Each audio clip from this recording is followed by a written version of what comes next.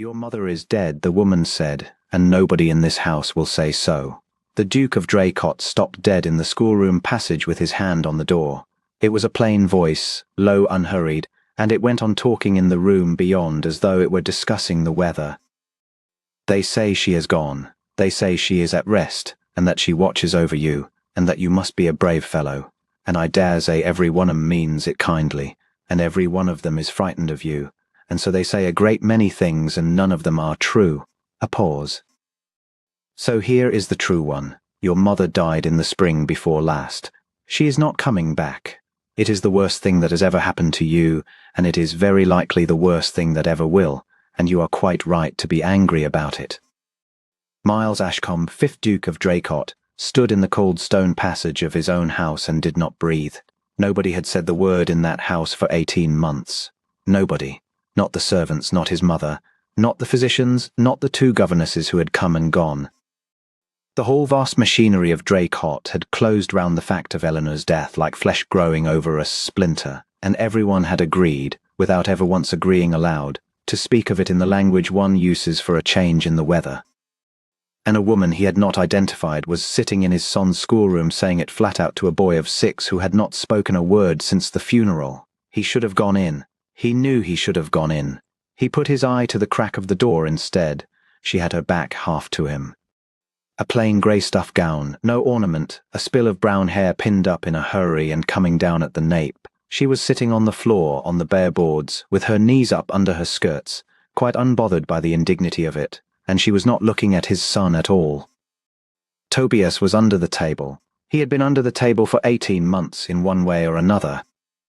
He sat there with his back against the table leg and his arms round his knees and his mother's wooden horse, a rough, painted, ugly thing she had bought him at Draycott Fair the summer before she died, held against his chest, and he stared straight ahead at nothing, and he did not speak.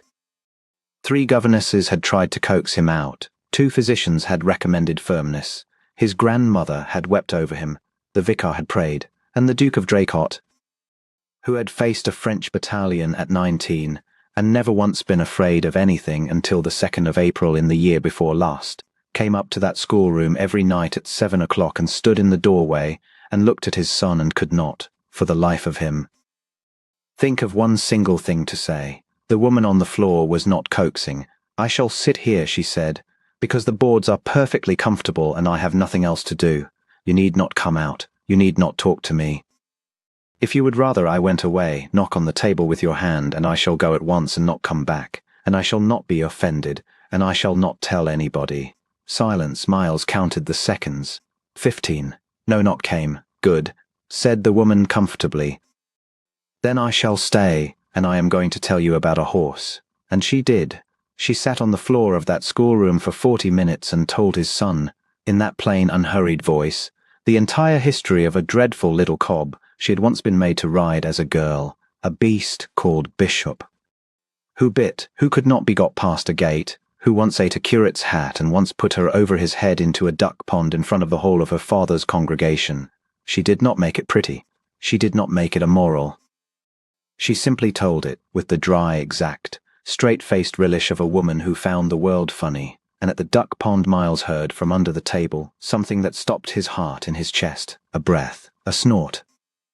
The tiny, cracked, appalled beginning of a laugh from a boy who had made no sound at all in 18 months.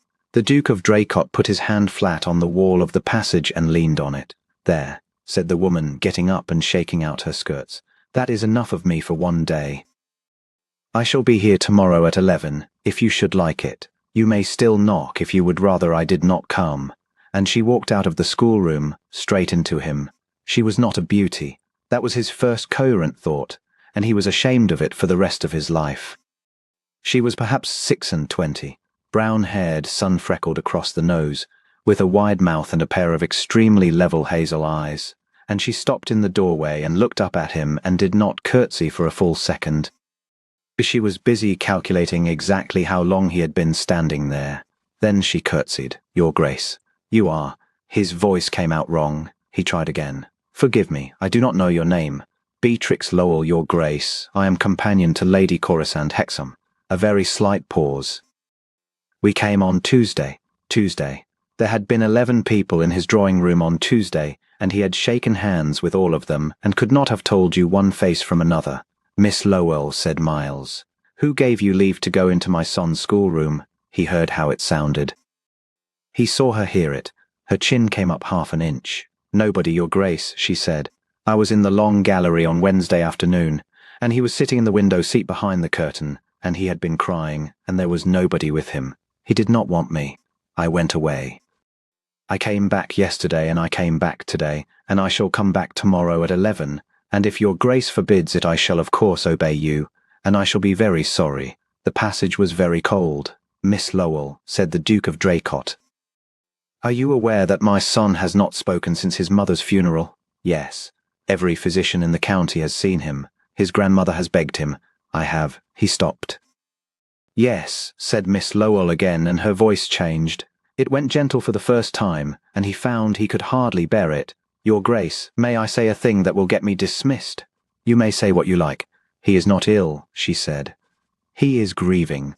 And in 18 months nobody in this house has told him the truth, because they have all been too busy being kind to him, and a boy of 6 cannot begin to be sorry for a thing until somebody has been willing to say out loud that it happened." She held his eyes. "He is not silent because he cannot speak, Your Grace. He is silent because nobody has yet said anything worth answering." And she curtsied again, and went down the passage and left the Duke of Draycott standing outside his son's door with his hand still flat against the wall. There were 11 people staying at Draycott that week, and Miles knew exactly why. His mother had arranged it. The Dowager Duchess had arranged it with the frankness of a general who does not trouble to conceal her order of battle, and she had told him so at breakfast in March. "You are 32, she had said. "Your wife has been dead 18 months, and I loved her, and I have not been able to go into the Blue Room since. That is not the question. The question is that you have a son of 6 who is disappearing in front of us, and a house of 80 rooms in which nobody laughs, and I am not going to sit and watch the pair of you go under. So I shall ask some people in June, and you will be civil to them, and you will marry one of them before Michaelmas, and it will be a great deal better than what you are doing now, which is dying slowly with excellent manners." He had not argued. He had not had the strength to argue. So they came in June, Lady Corisande Hexam, 22, beautiful, an earl's daughter with £12,000, Miss Aurelia Fanshawe, who sang, the Honourable Miss Deverell, who was said to be very fond of children. They played at bowls on the lawn, and they were charming at dinner, and they were all 3 of them entirely suitable, and Miles walked among them for 4 days like a man walking through a room hung with beautiful curtains, and he had watched them that week with his son. Lady Corisande had said, "What a dear little fellow," and looked past him. Miss Fanshawe had put her hand under Tobias's chin, tilted his face up, and said, "Will you not give me a smile?" One smile, and receiving none, had turned to the room with a helpless laugh and said, "Oh, he is quite hopeless, poor lamb." Miss Deverell, who was very fond of children, had said that firmness was everything, and had recommended a school in Kent, and had explained that boys of that age are sly, and that a good deal of what looked like grief was very likely temper.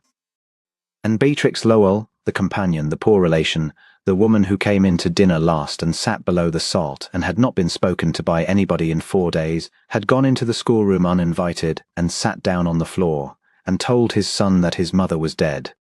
Miles went down to the library that night and stood at the window for a long time in the dark. At 11 o'clock the next morning, he was in the passage outside the schoolroom door. He watched her for 3 days. He was not proud of it. A man of 32 with 40,000 acres does not stand in cold passages with his eye to a crack in a door, and he did it every day, twice a day. And at the end of it he could have drawn a map of Beatrix Lowell's whole character, and could not have told you the colour of Lady Corisande Hexam's eyes. She never coaxed. That was the thing he could not get over. In 3 days she never once asked Tobias a question, never once said, "Do speak to me," never once looked at him with that terrible bright pity that made the boy go smaller. She simply arrived at 11 and sat on the floor and got on with her own business, mending a glove, reading a book, once, memorably, eating an apple with enormous concentration and describing its faults aloud, and she talked, and she let him alone.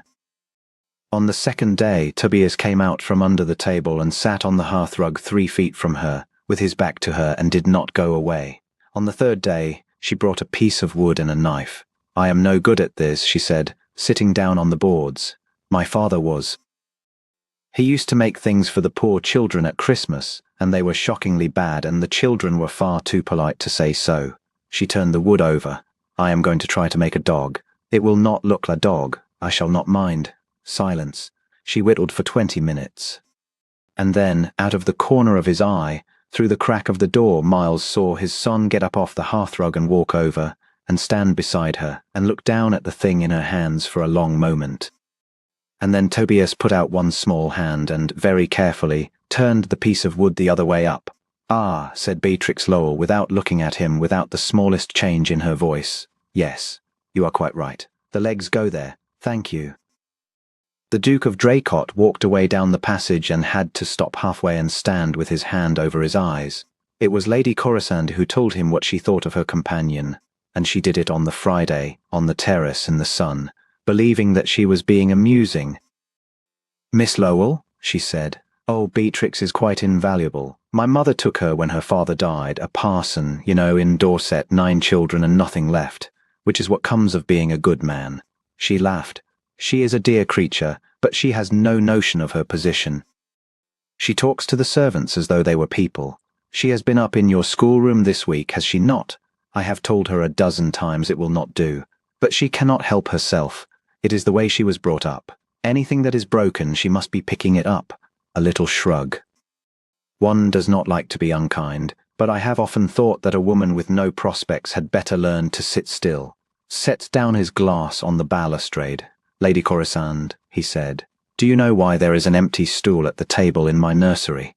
She blinked at him. "I know, your Grace.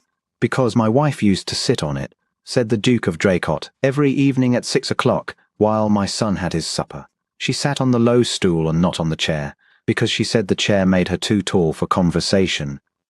She died on the 2nd of April in the year before last, and no one has moved that stool, and no one has sat on it, and no one in 18 months has been able to speak of her in this house at all." He looked at her, and watched her go pale. "Your companion sat down on the floor of my son's schoolroom on Wednesday last and told him, in plain words, that his mother was dead, and he laughed for the first time since the funeral. That is what she cannot help herself doing, Lady Corisande. That is what it is to pick things up." He bowed, and left her on the terrace, and did not go back. Tobias went missing on the Saturday, in the last hour before dinner. The house discovered it at 6:30, and by 7 o'clock there were 40 people out. Footmen, gardeners, grooms, guests in their evening clothes. The whole vast machinery of Draycott turning over in a rising panic, and Miles ran down through the yew walk with his heart going like a hammer and the word lake in his head, over and over, because the lake was 300 yards long and 11 feet deep and his son could not swim. He met Beatrix Lowell at the boathouse steps.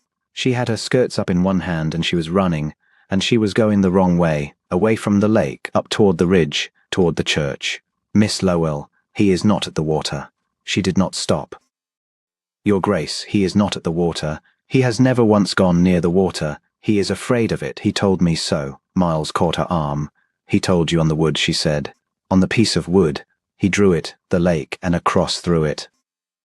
"Your Grace, he has not been drowning himself. He has been hiding, and I know where he is, because he showed me on Thursday, and I did not understand it until this minute." She was crying, which she had not done once in a week, and she was still moving. "The horse. He has lost the horse. Ellen took it away to be mended 2 days ago, because the leg was cracked, and nobody told him, and he has torn the nursery apart looking for it, and I have been so stupid. Where is he?" Beatrix Lowell looked up at him with her face wet and her hair down and said, "With his mother." The church at Draycott stood on the ridge above the park with a low wall round it and a yew as old as the Shire, and Eleanor Ashcombe lay under a plain slab on the south side, because she had hated the family vault and had so, laughing, in the 2nd year of their marriage. Tobias was lying full length on the grass beside it. He had his cheek on the stone and his arms spread across it as far as they would go, as though he were trying to get hold of something too big to hold, and he was not crying, he was making a sound. It was a small, dry, awful sound, and it was the first sound he had made in 18 months that anybody in that family had heard, and Miles Ashcombe stopped a gate of his own churchyard and could not go on. Beatrix went past him. She did not run. She walked up the path, and she sat down on the wet grass beside the boy, and she did not touch him. "They have not taken it away for good," she said, quite calmly. "The horse. Ellen took it to the estate carpenter because the leg was cracked, and she should have told you, and she did not, and she is very sorry. It is being mended. It will be back on your pillow tonight, and it will have 4 good legs." The boy's hands closed on the stone. "But that is not why you are here," said Beatrix, "is it?" Miles came up the path. He got down on his knees on the grass on the other side of his wife's grave, in his evening clothes, and he looked at his son across the slab with Eleanor's name cut into it. And he said the thing he had not said in 18 months, and could not say to his mother, or to the vicar, or to any living soul in that county. "I miss her too," said the Duke of Draycott. Tobias' head came up. "Every day," said Miles. His voice was breaking apart, and he let it break. "Every day, Toby. I go into the blue room and I stand there. I cannot say her name in the house. I have been so afraid of it that I have not come to you, and I have left you alone in that schoolroom for 1.5 years. And that was the wickedest thing I have ever done, and I am ashamed of it to the bone." He put out his hand and laid it flat on the stone. "Her name was Eleanor. She hated the vault, and she loved the fair, and she bought you that horse at the horse fair with her own money because I told her it was rubbish. She sat on the low stool because she said the chair made her too tall for conversation." He was weeping now, openly, in front of the woman on the grass. "I have not said her name aloud in 18 months. I am saying it now. Eleanor, Eleanor." And his son crawled across his mother's grave and put both arms round his father's neck and said, in a small, cracked, rusted voice that had not been used since the 2nd of April in the year before last, "Papa." They carried him home asleep, and Miles laid him in his bed himself and sat by him until 9, and the wooden horse, mended, 4 good legs, the paint touched up by an anxious carpenter who had heard the whole house was out searching, stood on the pillow beside him. He found her in the long gallery at 9:30. She was standing at the far end in the dark with her back to him, looking out at the park, and her hair was still down, and there was grass on the hem of the grey stuff gown, and she was leaving in the morning. Lady Corisand had ordered the carriage for 8, in a temper, and the whole house knew it. "Miss Lowell," said the Duke of Draycott. She turned round. "Your Grace." "Is he?" "He is asleep. He has said 11 words. He has asked for you twice." Beatrix put her hand over her mouth and shut her eyes. Miles crossed the gallery. "I have known you 9 days," he said. "I am aware of how this will sound, and I find that I do not care in the least. You are being taken away from this house at 8 o'clock tomorrow morning by a woman who thinks you are a piece of furniture that mends things. And I have spent the last hour discovering that I would rather burn Draycott to the ground than watch that carriage down the avenue." He stopped in front of her. "Miss Lowell, marry me." The silence in that gallery went on for a long time.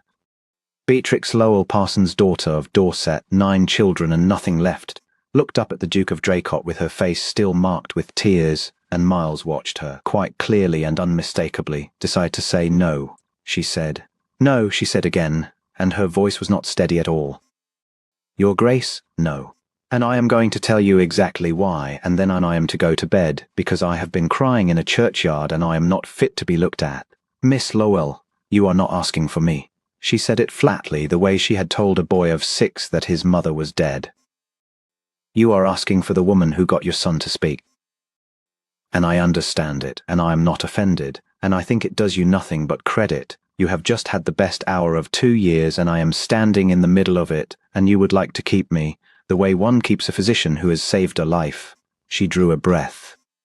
"But that is not a marriage. That is a very handsome situation with a ring attached to it.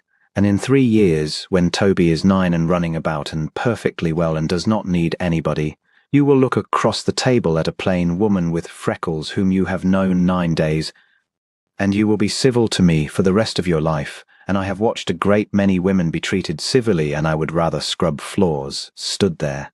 "You are right," he said at last. She flinched. "Not in the whole," he said. "In part. I do not know you, Miss Lowell. I have known you 9 days. I have watched you through a crack in a door like a thief, and I have learned that you tell the truth to children, that you do not pity, that you can sit on a floor for 40 minutes without needing anything from anybody. that you eat an apple as though you were prosecuting it, and that when a boy of 6 touched your hand for the first time in 18 months you did not make a sound, because you knew it would frighten him. He paused. That is 9 days' worth. It is not enough to marry on. You are quite right, and I am ashamed of myself. Beatrix looked at him with her mouth slightly open. So I withdraw it, said the Duke of Draycott, and I ask for something else instead. What? Time, he said. Stay. Not as a governess, I will not have you paid. The boy has a tutor coming, and you will not be his servant. Stay as my mother's guest, in the dower house, on your own footing, for as long as you can bear us, and let me find out whether I am in love with you or merely grateful. He held her eyes. And if it is gratitude, Miss Lowell, I will put you in a carriage myself with 500 a year for life and a character that would get you a bishopric, and I will thank you every day I live. And if it is not, he stopped. If it is not, said Beatrix. Then I shall ask you again, said Miles, properly, and you will know the difference, because you are the least foolish woman I have ever met. She stood in the dark gallery for a very long moment. Then she said unsteadily, The dower house has a wretched chimney. Lady Corisande says it smokes. It smokes abominably. Well, said Miss Beatrix Lowell, and put up her chin. I have 9 brothers and sisters, and my father was a poor parson. I have never in my life lived anywhere that did not smoke. It was his mother, of course. He found that out the next morning, and it took him about 4 minutes. He went to the Dowager Duchess of Draycott in the small breakfast room and told her that Lady Corisande's carriage was leaving at 8, that Miss Lowell would not be in it, and that he had asked Miss Lowell to marry him and been refused. His mother buttered her toast. Yes, she said. Miles stared at her. You knew. My dear boy, I have known since March. The Dowager set down her knife. I met Beatrix Lowell 2 years ago at the Hexoms, when I went there for the shooting and was put next to her at dinner because nobody else wanted her. We talked for 1 hour and 40 minutes. She told me the truth about 3 things I did not want to hear, and she made me laugh so much I disgraced myself in front of the Bishop of Wells. She looked at her son with perfect composure. I have never forgotten it. And when I saw what was happening to you and to that child, I sat down and I thought very hard about every unmarried woman in England, and there was only one of them I would have let into a room with Tobias. And she had no fortune and no family and no possible way of ever being invited to this house. Miles sat down slowly. So you invited Corisande Hexam? I invited Corisande Hexam, said his mother, because Corisande Hexam cannot cross a room without her companion. And because I knew you would never look twice at Corisande Hexam, and because if you put Beatrix Lowell in a house with a grieving little boy in it, she will find him inside of 3 days. She is quite incapable of doing anything else. It is the whole of her character. She resumed her toast. I have been sitting here for 9 days pretending to arrange your marriage to a beautiful girl of 22, and I have very nearly been sick with the strain of it. Do not thank me. Ring the bell. The coffee is cold. Mother, said the Duke of Draycott. Yes? You are the most unscrupulous woman in the county. I am 81, said the Dowager, and I intend to see that child laugh at a wedding before I die, and I have very little time left in which to be scrupulous. Beatrix Lowell stayed at the dower house from June until September. He courted her, and it was the strangest, happiest, most humbling 3 months of his life, because he had never courted anybody. He had married Eleanor at 23 out of a straightforward and lucky love, and had never had to work for anything in his life before that or since. He worked now. He learned that she walked 5 miles before breakfast and would not be accompanied on Tuesdays, which she kept for her own thoughts and would not explain. He learned that she wrote every Sunday to all 9 of her brothers and sisters, a separate letter to each, and that the letters were extremely long and funny, and that the 3rd brother was in the Navy and had not been heard of for 2 years, and that she wrote to him anyway. He learned that she sketched birds, and that the birds were dreadful, uniformly, all of them, and that she knew it and cared not at all and produced them at breakfast with great pride. He learned that she sang loudly and flat. He learned that she cried sometimes in the evening when she thought nobody could see, and that when he found her at it in the rose garden in August and asked what was the matter, she said, "My father would have liked you," and would not say another word. And he learned, this was the thing, This was the thing that undid him in the end, in the third week of September, that on the days when Tobias did not come to find her, she was perfectly happy, that she never once used the boy to reach the father, that she did not maneuver or contrive or angle or hint, and that if he had told her at any moment in those 3 months that he had changed his mind, Beatrix Lowell would have packed her one trunk and walked out of Draycott with her head up and written him a kind letter afterward. Draycott Fair was on the 24th of September, and the whole household went, as it always had. It was a small, loud, muddy business in a field below the village. Hurdles and hobby horses and a man with a dancing bear and a great many people selling things nobody needed. Tobias went ahead with his grandmother, holding her hand, talking, without stopping, at a rate of about 11 words to the second, which was how he had been for 2 months, as though 18 silent months were being paid back with interest. Miles walked with Beatrix. He stopped at a stall of carved wooden animals and stood looking at them for a while. They were exactly as bad as he remembered. Eliana bought his horse here, he said. 6 years ago. She paid 9pence for it, and I told her it was rubbish, and she said that was not the point. Beatrix said nothing. She had learned months ago that when he spoke of Eleanor, the thing to do was to stand still and let him. Miles picked up a wooden dog. It had one ear larger than the other and a wall eye, and its hind legs did not match, and it was, without question, the worst carved object he had ever held in his hand. Miss Lowell, he said, will you accept this? Beatrix looked at it.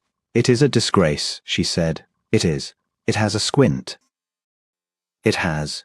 Miles turned it over in his fingers. You told my son on the 3rd day that you were going to try to make a dog, and that it would not look like a dog, and that you should not mind. And he came out from under the table and turned the wood the right way up for you. And that was the beginning of everything, and I was standing outside the door watching through the crack like a thief. Heaped the dog into her hand and closed her fingers round it. I have been trying for 3 months to think of the right thing to give you, and there is nothing in that house good enough, and there is nothing in the Draycott jewels that is not somebody else's, and I have been very unhappy about it. And then I saw this. She was looking down at the dog and not at him. Her hand was shaking. Beatrix, said the Duke of Draycott, in the middle of a muddy field, with the dancing bear going by, I am not grateful. I was grateful in June. I have not been grateful since about the 4th of July, and I have been afraid to say so because you would have looked at me with those very level eyes and asked me how I could possibly know the difference. He drew a long breath. I know the difference because of Tuesdays.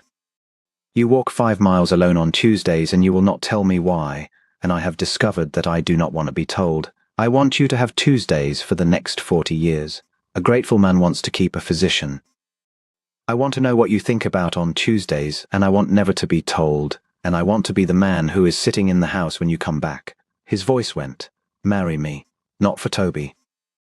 Toby is well. Toby will be well whatever you say to me. I would not use him, and I never have, and you know it.